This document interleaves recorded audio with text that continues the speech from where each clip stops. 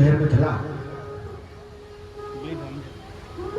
ऐसे ही श्रीनगर का निर्माण भी भगवान नारायण ने किया। मिथिला आज भी है। आज मिथिला को हम लोग नेपाल के नाम से जानते हैं। भगवान नारायण ने नारद जी को बुलाया,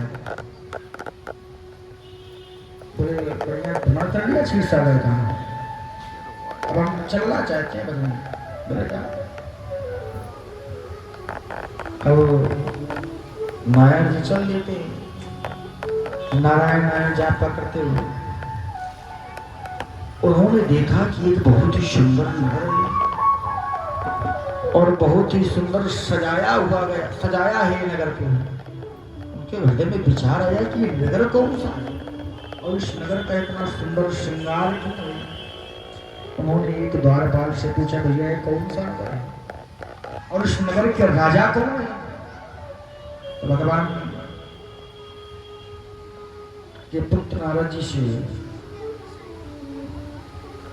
नारद जी को बताया, देखो ये जो नगर है ये श्रीनगर है और यहाँ के राजा है हमारे महाराज शील निधि। अच्छा, और इस नगर का श्रृंगार क्यों किया गया है? हमारे महाराज की पुत्री का स्वयंवर चल रहा है। स्वयंवर का अर्थ जानते हैं आप लोग क्या है? स्वयंवर, स्वयं के द्वारा वर का चयन। स्वयंवर 3 प्रकार के हुआ करते थे, अब तो एक ही प्रकार का होता है। अब पिता की माता की मर्जी हो चाहे ना हो, स्वयंवर तो हो जाता है। बोले शंकर भगवान की। अब स्वयंवर चला था। स्वयंवर 3 प्रकार के होते हैं, लक्षित, इच्छित और आरक्षित। एक सौर शुल्क स्वयंवर, एक लक्षित स्वयंवर और एक इच्छित स्वयंवर। इच्छित का अर्थ है जिसमें कन्या स्वयं से वर का चयन करे, उसे कहते हैं इच्छित स्वयंवर। लक्षित स्वयंवर जिसमें कोई लक्ष्य हो, जैसे रामचरितमानस में लक्ष्य था धनुष और महाभारत में था मछली की आंख को। ऐसे लक्ष्य कई लक्षित स्वयंवर हुए। रावण का विवाह लक्षित स्वयंवर से हुआ है मंदोदरी के साथ में। उसका ससुर था मैदान, उसका भी लक्ष्य था जो उसके पंजे को मोड़ेगा उसी के साथ में उसका विवाह हुआ, उसकी पुत्री का। तो लक्षित स्वयंवर। और सौर शुल्क स्वयंवर, शुल्क अर्थात धन खर्च करके स्वयंवर का चयन करना, वर का चयन करना। 3 स्वयंवर हुआ करते। ये था इच्छित स्वयंवर। लक्षित स्वयंवर का प्रारंभ रामचरितमानस से ही हुआ था। उसके पूर्व केवल इच्छित स्वयंवर ही हुआ करते थे, इच्छा से। समझ गए आप लोग स्वयंवर? अब कथा क्या है?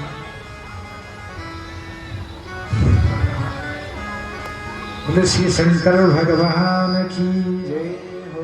तो नारद जी ने प्रश्न किया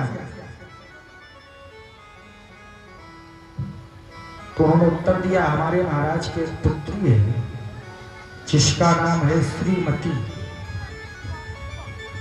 वो इतनी सुंदर है, सुंदरता के कारण उसे यहाँ लोग विश्व मोहिनी के नाम से जानते हैं।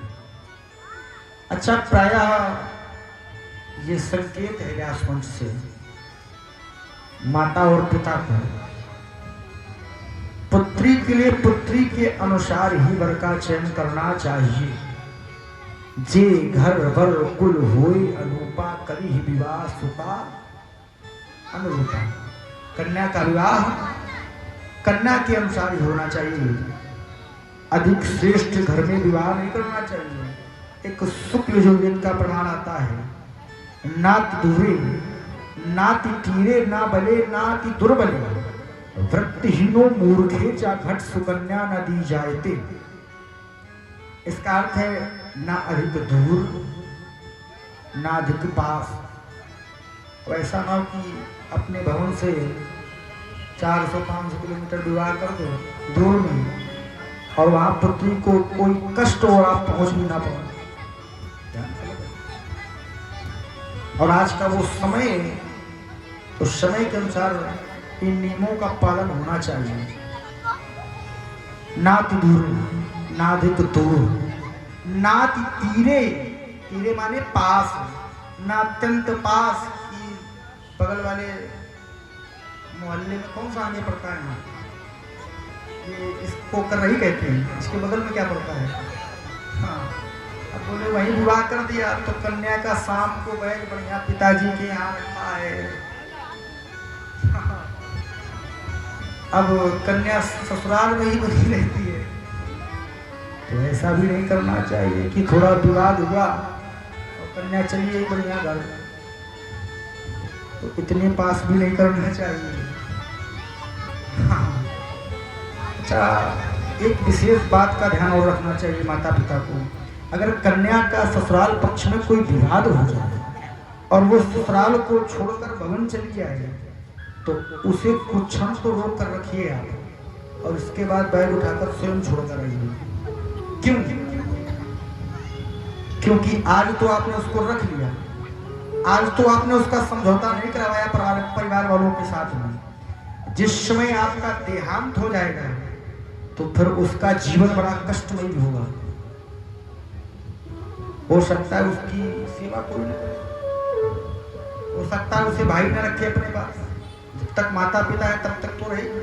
आप लोगों ने अनुभव किया होगा, जिन माताओं के माता पिता इस धराधाम को छोड़कर चले गए हैं, तो ससुराल में कहो अगर कोई काम काज ना हो तो कहीं नहीं ना हो,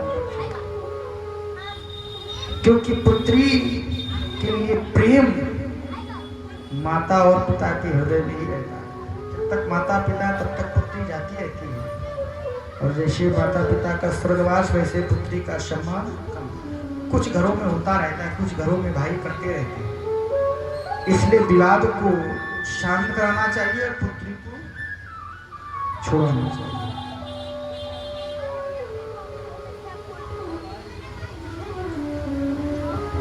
तो फिर भूल गया कथा। बोले श्री शंकर भगवान की जय हो।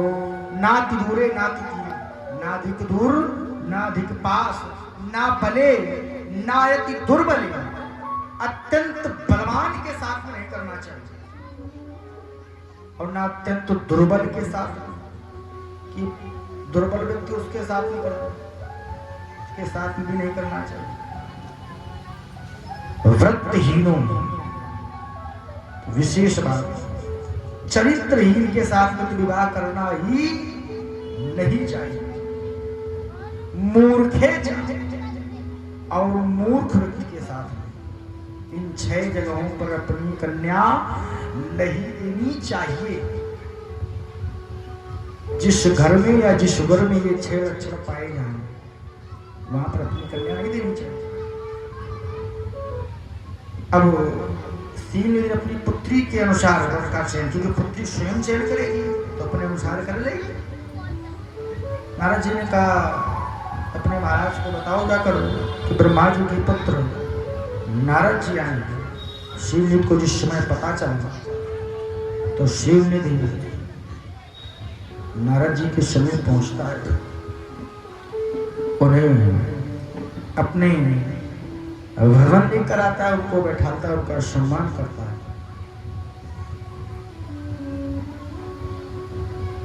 चरणों की धूली लेकर, चरणों की धूली लेकर, चरणों की धूल, चरणों की धूल अपने मस्तक पर लगाता। देखिए कथा बहुत है, अगर भजन ही गाते रहेंगे तो कथा नहीं हो पाएगी। तो प्रणाम करता है और प्रणाम करने के उपरांत अपनी पुत्री को बुलवाता है। कहता है महाराज हमारी पुत्री का स्वयंवर चल रहा है, आप हमारी पुत्री के हस्तरेखा पढ़कर उसके विषय में कुछ अवगत करावें, इसका विवाह कब तक। अब पुत्री भी नारद जी को प्रणाम करती है। और जिस समय नारद जी ने विश्व मोहिनी का हाथ देखा तो विचार में चले गए कि जो इसके साथ में विवाह करेगा वो अमर हो जाएगा, उसे कभी कोई जीत नहीं पाएगा। देखिए, उससे विवाह करने के बाद ऐसा नहीं होना था। नारद जी को भी विस्मय हुआ, जिसका विवाह उसके साथ में होगा वो पहले से ही अमर होगा। जिसका विवाह उसके साथ में वो पहले से अमर होगा और उसे कोई संसार में जीत नहीं सकता था, ये लिखा था। जैसे राम कथा में इसमें भगवान सबरी जी से भेंट करते हैं तो सबरी जी को नवधा भक्ति सुनाते हैं,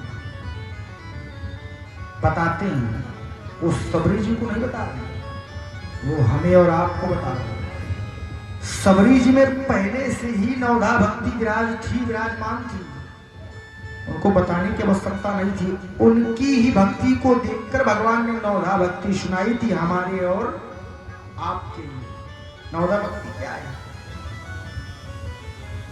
प्रथम भगति संतान कर संगा, प्रथम भगति संतान कर संगा, प्रथम भगति संतान कर संगा, प्रथम भगति संतान कर संगा, दूसरी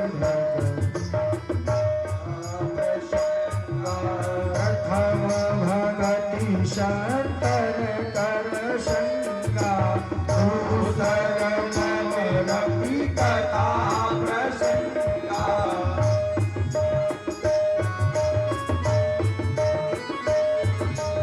दूसर रति मम कथा प्रसंगा, दूसर रति मम कथा प्रसंगा, दूसर रति मम कथा प्रसंगा, दूसर रति मम कथा प्रसंगा, दूसर रति मम कथा।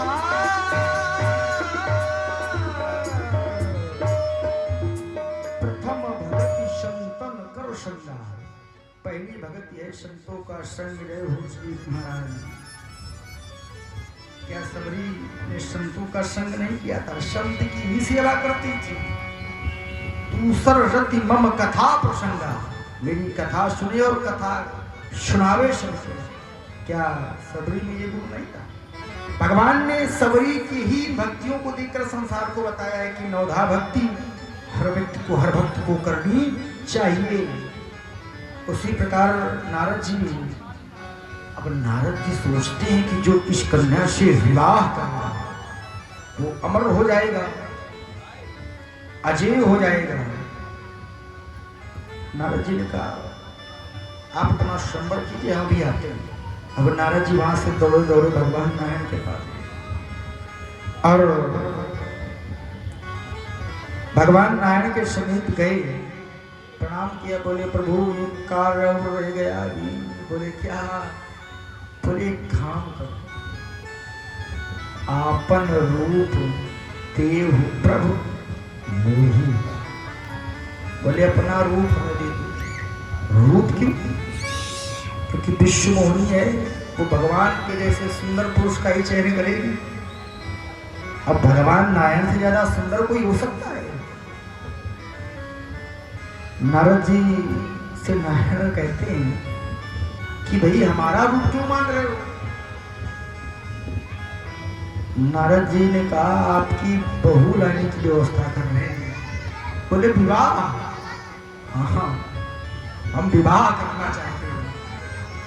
अरे नारद, जब कोई विवाह करता है तो अगर कोई किसी से कुछ मांगता है तो भैया गाड़ी मांगो, कपड़े मांगो। अब तो हमारा रूप मुझसे मांग ले, रूप भी कोई मांगने की चीज है? बोले नहीं, अब आप रूप दीजिए। आप भगवान ने कहा ठीक है, और फिर कह दिया जेहि विध होई नाथ हित मोरा करहु स्ववेग दास में तोरा। जिस प्रकार से मेरा हित हो सके वो कार्य आप करें। अब भगवान जानते हैं कि अब इसका हित कहाँ है। अगर नारद जी को हमने अपना मुख दे दिया तो फिर इनका हित नहीं होना, अनहित होना है। भगवान ने नारद जी ने कहा हमें सुंदर बनाओ अपने जैसा। भगवान ने उन्हें बंदर बना दिया। अब बढ़िया नारद जी भगवान की वस्त्र धारण करके बढ़िया मुकुट लगाकर पहुंचे श्रीनगर। वहां स्वयंवर चल रहा था। अब स्वयंवर में नारद जी भी एक पंक्ति में खड़े हो गए। अब बढ़िया लाल किए बैठे। अब नारद जी ने सोचा हम सबसे पीछे खड़े हैं, कहां अपने सबसे आगे पहुंचे। अब जैसे ही हमको विश्व मोहिनी देखेगी तो हमारा तुरंत चयन कर लेगी, हमारे साथ तुरंत विवाह कर लेगी और हमारे गले में जयमाल डाल देगी। अब नारद जी बढ़िया आगे खड़े हो गए और बढ़िया अपना चेहरा बढ़ा रहे बार बार। बोले हमने कोई देखे शायद। अब भगवान शंकर ये सब देख रहे थे। भगवान शंकर ने अपने दो गणों को भेजा कि जरा नारद जी का चरित्र देखकर और नारद जी का ख्याल रखेंगे। अब वो दो गण भी पहुंच गए। अब जैसे ही शील की पुत्री विश्व मोहिनी आती जयमाल लेकर और नारद जी के समीप पहुंचती है तो नारद जी को देखकर मुस्कुराने लगती है। तो नारद जी बढ़िया प्रफुल्लित हो जाते हैं। अरे वाह, लग रहा है चयन अब विवाह तो पक्का। ये भ्रांतियां होती है। अब मुस्कुराकर वो थोड़ा आगे बढ़ गई। जैसे ही आगे बढ़ गई तो नारद जी फिर उसके आगे आगे घूम गए। बढ़िया फिर समक्ष खड़े हो गए। फिर देखकर मुस्कुराए, फिर आगे बढ़ गए। भाई कोई बंदर जैसे मुखार वाले व्यक्ति के साथ में विवाह करेगा। नारद जी विचार कर रहे हैं कि मेरा इतना सुंदर मुख बना है, इतना सुंदर मेरा श्रृंगार है, परंतु ये विश्व मोहिनी हमें जयमाल क्यों नहीं पहना रही भाई। अब ये क्रिया बार बार चल रही है लेकिन विश्व मोहिनी नारद जी को जयमाल नहीं पहना रही है। अब धीरे से भगवान नारायण वहां आ जाते हैं और विश्व मोहिनी भगवान नारायण के साथ में अपना विवाह कर लेती, उनको जयमाल पहना देती है। बोले नारायण भगवान की जय हो। और नारायण जी विश्व मोहिनी को लेकर चले जाते हैं क्षीर सागर। अब इधर जो दो गण थे भगवान शंकर के, अब गण तो गण, भोलेनाथ के गण साधारण नहीं है। भोलेनाथ के गण नारद जी का मजाक उड़ाने लगते हैं। वाह नारद जी कितना सुंदर श्रृंगार है आपका। अरे वाह दिव्य, आपसे सुंदर तो संसार में कोई है ही नहीं। आप आगे आइए, विश्व मोहिनी कहाँ लेकर आओ भाई, लाओ विश्व मोहिनी को। देखिए कितना सुंदर श्रृंगार है नारद जी का। बढ़िया भूरे भूरे बाल, लाल लाल गाल, क्या बात है। हाँ बिल्कुल, देखो बढ़िया श्रृंगार है हमारा। लाइए विश्व मोहिनी कहाँ, लाइए, कहाँ चली गई भाई। अरे नारद जी कृपया दर्पण में अपना मुख तो दर्शन कर लें। आप सुंदर नहीं, आप बंदर लग रहे हैं। क्या मजाक कर रहे हो? ये हमारा उपहास कर रहे हो तुम? हम बंदर लग रहे हैं? अरे हम तो भगवान नारायण जैसे लग रहे हैं। अरे जाइए दर्पण में दर्शन कीजिए पहले। हमें दर्शन हो गया है, हमने भगवान से मुख मांगा भगवान का, और भगवान के किए गए कार्य में हम संशय कर सकते हैं। तो एक गण दर्पण लेकर आया और नारद जी को दर्पण दिखाया। अब नारद जी का पारा आसमान में। नारायण इतना बड़ा छल हमारे साथ में। हमने सुंदर बनने के लिए कहा तो हमको बंदर बना दिया। आज मैं नारायण को क्षमा नहीं करूंगा, इसका दंड अवश्य दूंगा। और क्षीर सागर में पहुंचे, देखा तो क्या, एक तरफ माता लक्ष्मी जी और एक तरफ विश्वमोहिनी खड़ी है। अब जैसे देखा तो नारद जी का पारा और आई कि हमें न मिली एक, ये दो लिए खड़े हैं। हम एक विवाह की इच्छा से गए थे और ये दो लिए बैठे, हमें एक भी नहीं मिल रही। बड़ी समस्या आए। नारद जी क्रोध में भगवान नारायण से कहते, नारायण मैंने तुमसे कहा था मुझे सुंदर बना दो, तुमने मुझे बंदर बना दिया। जाओ, मैं तुम्हें श्राप देता हूं, जिस स्त्री के कारण तुमने हमें बंदर बनाया और जिस स्त्री के वियोग में मैं इस दशा में हूं, एक दिन तुम भी एक स्त्री के वियोग में भी रुदन करोगे, भी रोगे। और क्यों, तुमने हमें बंदर बनाया। जाओ, तुम्हारी सहायता भी बंदर ही करेंगे, करिए की सहाय तुम्हारी। और भगवान शंकर के जो गढ़ थे, जिन्होंने उन्हें दर्पण दिखाया था, उनको श्राप दिया, जाओ तुम राक्षस हो जाओ। जैसे नारद जी ने श्राप दिया भगवान नारायण को, तो नारायण ने उस श्राप को वरदान समझकर अपने मस्तक पर धारण किया। और जैसे ही मस्तक पर धारण किया, कहा नारद तुमने हमें श्राप दिया है, जाओ हम तुम्हारे श्राप को ग्रहण करते हैं। जैसे भगवान ने उसे ग्रहण किया, तो जो माया रूप लक्ष्मी जी थी और विश्वमोहिनी थी, वो विलुप्त हो गई। अब नारद जी को बड़ा कष्ट होता, कहाँ गई वो स्त्री? अरे वो तो माया थी। तुमने क्या कहा था? तुमने काम पर विजय प्राप्त करनी है। काम पर कभी कोई विजय पाने वाला नहीं है। और तुम्हें अभिमान हो गया था काम का, और तुमने हमसे कहा था कि जय विद होए नाथ हित मोरा, करऊं सुबेक दास में तोरा। इसलिए हमने तुम्हारा हित जानकर ये कार्य किया था, जिससे तुम्हारा अभिमान समाप्त हो जाएगा। तुमने हमें श्राप दिया है, इस श्राप को हम ग्रहण करते हैं। जाओ। नारद जी भगवान नारायण से क्षमा मांगते, हे आराध्य, हे पूज्य, हमसे बहुत बड़ा अपराध हो गया और मैं अपने इस अपराध के लिए क्षमा मांगता हूं। नारद, तुमने अपराध किया नहीं गया, ये अपराध कराया गया, ताकि आगे आने वाले समय में किसी को ये अभिमान न हो और तुम्हारे इस श्राप से हमारे भक्तों का कल्याण होगा। हम अवश्य मृतलोक में जन्म लेंगे और तुम्हारे इस श्राप को फलीभूत करेंगे। जाओ। भगवान नारद ने क्षमा मांगी, तो भगवान शंकर ने कहा, भगवान नारायण ने कहा ठीक है, जाओ तुम भगवान ब्रह्मा के पास जाओ और ब्रह्मा जी के पास जाकर भगवान शंकर की पावन कथा सुनो, जिससे तुम्हारा कल्याण होगा। जपो जाए शंकर सतनाम। क्यों? क्योंकि भगवान शंकर से ज्यादा मुझे प्रिय संसार में कोई नहीं है।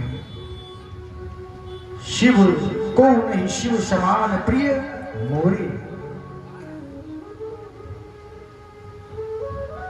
ब्रह्मा जी के पास क्यों?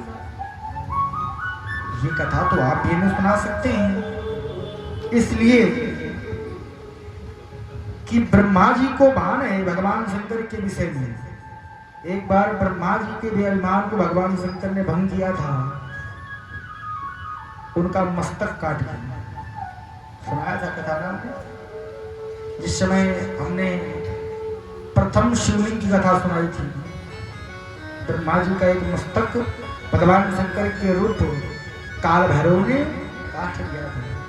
इसलिए भगवान ब्रह्मा से ज्यादा शिव जी की महिमा कौन जान सकता है।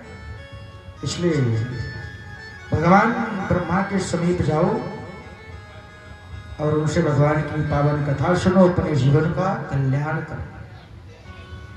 नारद जी भगवान ब्रह्मा के पास जाते हैं, उनको प्रणाम करते हैं और वहीं पर शिव श्री शिव महापुराण कथा का वाचन प्रारंभ होता है। अब भगवान शंकर का ध्यान आगे की कथा। शिवनाथ तेरी महिमा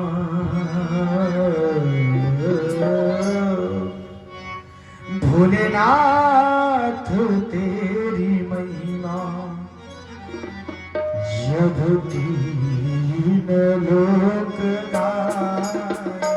शिवनाथ तेरी महिमा जब तीन लोक गाए।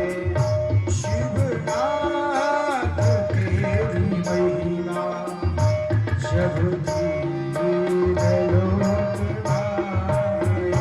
शिवनाथ तेरी महिमा जब तीन लोक गाए।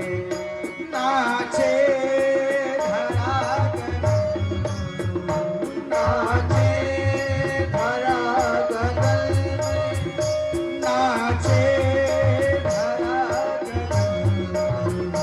नाचे धरा गगन में।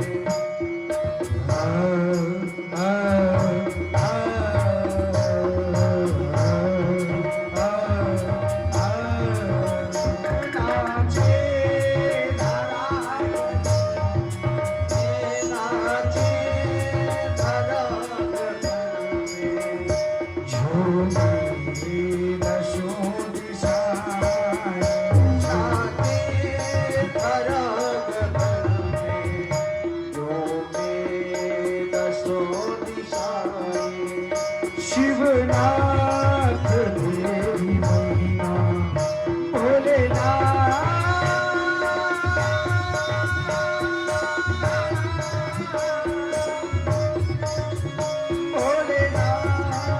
तेरी महिमा जब तीन लोक गाए। भोलेनाथ तेरी महिमा जब तीन लोक गाए।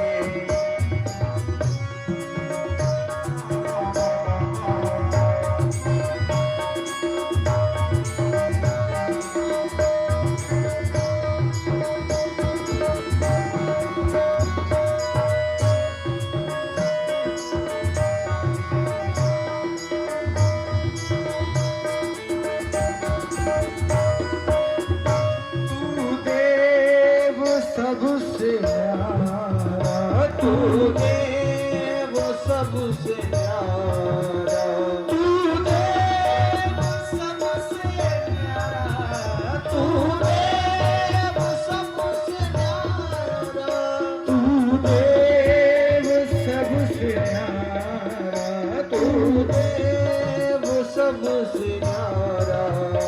तुझको नमन हमारा, तू देव सबसे न्यारा, तुझको नमन हमारा। तू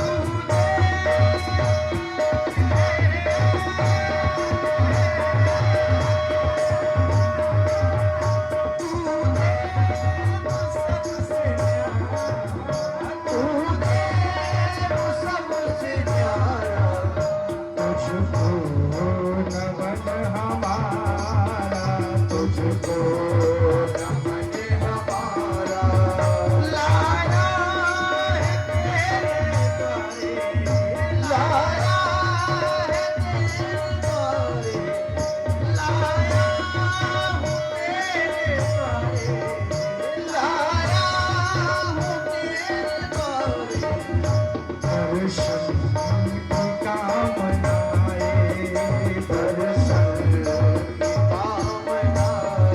ओम नमः शिवाय, ओम नमः शिवाय, ओम नमः शिवाय, ओम नमः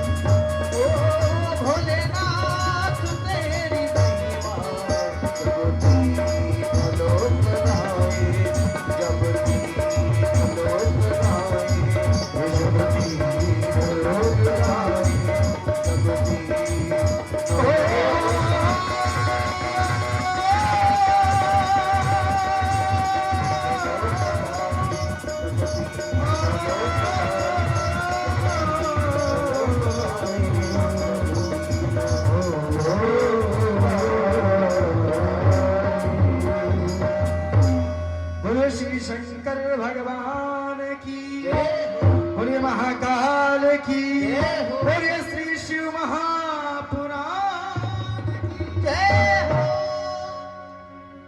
भगवान ब्रह्मा जी के समीप नारद जी पहुंचे और भगवान की पावन कथा सुनना चाहा।